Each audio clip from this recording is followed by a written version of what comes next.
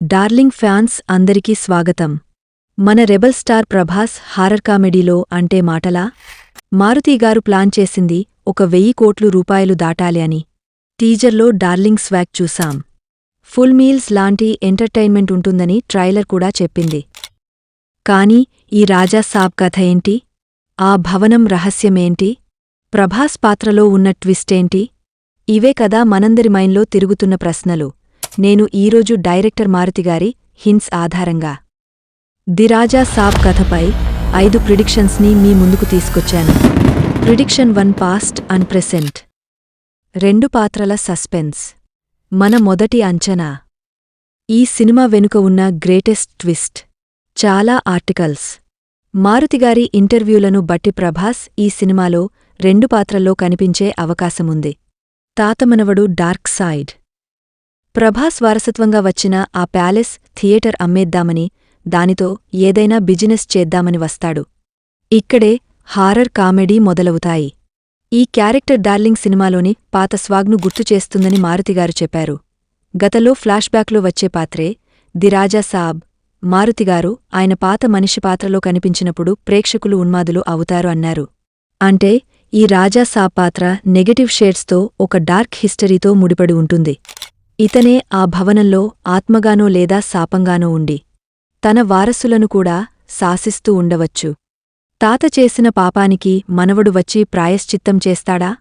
తాతలాగే ఈ మనవడిలో కూడా డార్క్ రాజా సాబ్ క్యారెక్టరుంటుందా? ఈ డ్యూయల్ నేచర్ సినిమాకి బ్యాక్బోన్ కానుంది. Prediction 2. Sanjay Dutt versus Prabhas mind game. మామూలుగా అయితే ఆత్మలే విలన్స్. కానీ మన రాజా సాబ్లో విలన్ హ్యూమనే. ఆయనే సంజయ్ దత్. మానవ రూపంలోని మాంత్రికుడు, మానసిక చికిత్సకుడు. ట్రైలర్ క్లియర్ కట్గా చెప్పింది. సంజయ్ దత్ పాత్ర ఒక సైకియాట్రిస్ట్, హిప్నాటిస్ట్, ఎక్సోర్సిస్ట్ అన్నీ కలిపి. Now close your eye, take a deep breath, నీ బ్రెయిన్ నా కమాండ్స్ మాత్రం ఫాలో. ఈ డైలాగ్స్ అన్నీ ప్రభాస్ను హిప్నటైజ్ చేస్తున్నప్పుడు సంజయ్ దత్ చెప్పేవి అయ్యుండవచ్చు. అంటే ప్రభాస్ ఆ ఇంటికి రావడానికి, ఆ రహస్యాన్ని తెలుసుకోవడానికి సంజయ్ దత్తే కారణం కావచ్చు. Mind manipulation. బొమ్మన్ ఇరానీ పాత్ర సంజయ్ దత్ను he is playing with our brains అని అంటుంది. అంటే సంజయ్ దత్ కేవలం దెయ్యాలను తరిమేవాడు కాదు, మనసుతో ఆడుకునే ఒక మెంటల్ మాంత్రికుడు.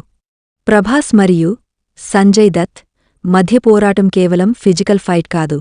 ఒకరు మనుషులను భయపెట్టే దెయ్యం పవర్స్తో, మరొకరు మైండ్ పవర్స్తో 2 దెయ్యాలు తలపడుతున్నాయి అనే రేంజ్లో ఈ క్లైమాక్స్ ఉండే అవకాశముంది. సంజయ్ దత్ అసలు ఉద్దేశమేంటి?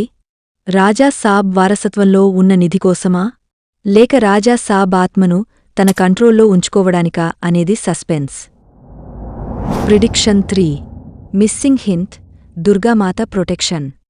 హారర్ సినిమా అంటే కేవలం దెయ్యాలు కాదు, వాటిని ఎదుర్కొనే శక్తి కూడా ఉండాలి. ఇక్కడే మనకు దొరికిన మోస్ట్ ఇంట్రెస్టింగ్ హింట్ గురించి మాట్లాడుకుందాం. తల్లే రక్ష, పూర్వీకుల శాపం, సాయత్త దుర్గా మన్ రక్ష. ట్రైలర్లో జరీనా వహాబ్ ప్రభాస్ బామ్మగా హింటుంది. దుర్గామాతను ప్రార్థిస్తుంది, తమ మనవడి రక్షణ కోసం దీవిస్తుంది. సాధారణంగా దుర్గామాత ప్రార్థన నరకానికి లేదా శాపానికి వ్యతిరేకంగా ఉంటుంది. రాజా సాబ్ పూర్వీకులు చేసిన ఏదో పెద్ద తప్పు, శాపం వల్ల ఆ కుటుంబం మొత్తానికి హాని జరుగుతూ ఉండవచ్చు. అందుకే బామ్మ దైవశక్తిని ఆశ్రయించి ఉంటుంది. ప్రభాస్ పాత్ర ఆ దైవశక్తితో, ఆ దుర్గామాత ఆశీస్సులతోనే ఆ రాజా సాబ్ ఇంటిలోని దుష్టశక్తిని ఎదుర్కోవడానికి పవర్స్ సంపాదించి ఉండవచ్చు. అంటే ఇది కేవలం మనిషిదయం ఫైట్ కాదు, దైవశక్తి దుష్టశక్తి మధ్య జరిగే పోరాటం. దుర్గామాత రక్షణ పొందాలంటే ప్రభాస్ ఆ భవనంలో ఎలాంటి పని చేయాలి? ఆ పాపమేంటి? ఆ శాపం వెనుక ఉన్న అసలు కారణం ఏమై ఉంటుంది అనేది తెలియాలి. ప్రిడిక్షన్ 4. భవనం వర్సెస్ థియేటర్ ట్విస్ట్. ఈ కథ మొత్తం ఒక భవనంలో నడుస్తుంది. కానీ ఆ భవనం ప్రత్యేకత ఏమిటి? రాజా డీలక్స్ థియేటర్ రహస్యం. ఈ సినిమా కోసం ఇండియాలోనే అతిపెద్ద హారర్ ఫాంటసీ సెట్ వేశారు. దాంతో ఈ లొకేషన్ కథలో చాలా కీలకమైన పాత్ర పోషిస్తుందని అర్థం. గతంలో IMDbలో లీక్ అయిన ఒక లాగ్లైన్ ఇలా ఉంది: ప్రభాస్ తనకు వారసత్వంగా వచ్చిన రాజా డీలక్స్ థియేటర్లో నిధిని వెతుకుతాడు. మారుతిగారు ఈ పాయింట్ను ఫంగా ఖండించినా రాజా డీలక్స్ థియేటర్ అనే విషయం మాత్రం చాలా ఇంట్రెస్టింగ్గా ఉంటుంది. సినిమా హాల్ మరియు హారర్. ఒక పాత థియేటర్లో దెయ్యముంటే అక్కడ దెయ్యాలు ఎలా వచ్చాయి అన్న విషయం మీద ఆడియన్స్కి చాలా క్యూరియాసిటీ ఉంటుంది. సినిమా చూస్తున్నప్పుడు ఆడియన్స్ ఆత్మలు అక్కడే ఉండిపోయాయా? థియేటర్లో నిధి ఎందుకు ఉంది? రాజా సాబ్ కేవలం రాజు మాత్రమేనా? లేదా సినిమాకి సంబంధించిన మరేదైనా పెద్ద వ్యక్తిపాత్ర ఉందా? ఈ థియేటర్ రాజాసాబ్ కథకు మూలస్థానం అయి ఉండే అవకాశముంది. Prediction 5. Dark devil versus god power. Raju versus రాక్షస. సంజయ్ దత్ను it's impossible to face him అని చెప్పి ప్రభాస్ జై రామ్ అంటూ ఫైట్కు రెడీ అవుతాడు. అంటే సంజయ్ దత్ పాత్ర పవర్ఫుల్ రాక్షస శక్తితో కూడినది కావచ్చు. బిగ్గెస్ట్ ట్విస్ట్, ప్రభాస్ ది రాజా సాబ్ అనే పాత్ర ఆ భవనాన్ని అమ్మాలని వచ్చిన మనవడు కాదు. అతనే ఆ భవనాన్ని లేదా ఆ స్థలాన్ని రక్షించడానికి వచ్చిన గాడ్ ఏజెంట్. రాక్షస శక్తిని అంతం చేయడానికి ఆ దుర్గామాత ఆశీస్సులతో వచ్చిన రాజు. అందుకే title the Raja Saab. Horror comedy. మొదటి భాగమంతా ప్రభాస్ కామెడీతో, హీరోయిన్ల రొమాన్స్తో నడిచి ఇంటర్వెల్ తర్వాత తాత రాజా సాబ్ ఆత్మ లేదా సంజయ్ దత్ రాక్షస పవర్ తెరపైకి వస్తుంది. అప్పుడే ప్రభాస్ పాత్ర డార్క్ ఇంటెన్స్ ట్రాన్స్ఫర్మేషన్ అవుతుంది. రాజుగా మారి రాక్షసుడిని ఎదుర్కొంటాడు. ప్రభాస్ ఆ ఇంటికి వచ్చింది నిధి కోసమా?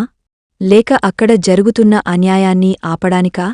ఆ రాక్షస శక్తిని అంతం చేసి తన పూర్వీకుల శాపాన్ని పోగొట్టడానికా? చూశారుగా డార్లింగ్ ఫ్యాన్స్, ది రాజా సాబ్ అనేది కేవలం ఒక హారర్ కామెడీ కాదు, ఒక ఎపిక్ ఫాంటసీ మైండ్ గేమ్ మరియు డార్క్ ఫ్యామిలీ హిస్టరీ. మారుతిగారు అన్నట్టు ఇది డార్లింగ్ పాత స్వాగ్ని కొత్త కంటెంట్ని మిక్స్ చేసిన ఫుల్ మీల్స్. ఒక 1000 కోట్ల రూపాయలు టార్గెట్ అంటే చిన్న విషయం కాదు. 5 ప్రిడిక్షన్స్లో ఏది నిజమవుతుందో తెలియాలంటే జనవరి 9, 2026 వరకు వెయిట్ చేయాల్సిందే. మరి మీరేమంటారు? నా 5 అంచనాల్లో ఏ ప్రిడిక్షన్ మీకు బాగా నచ్చింది? కథలో ఇంకేం ట్విస్టులు ఉంటాయని మీరు అనుకుంటున్నారు? కింద కామెంట్ సెక్షన్లో మీ రాజా సాబ్ స్టోరీ ప్రిడిక్షన్ని వెంటనే టైప్ చేయండి. ఈ వీడియో నచ్చితే లైక్ చేయండి, మీ ఫ్రెండ్స్కి షేర్ చేయండి, మా ఛానల్ని సబ్స్క్రైబ్ చేయడం మర్చిపోవద్దు.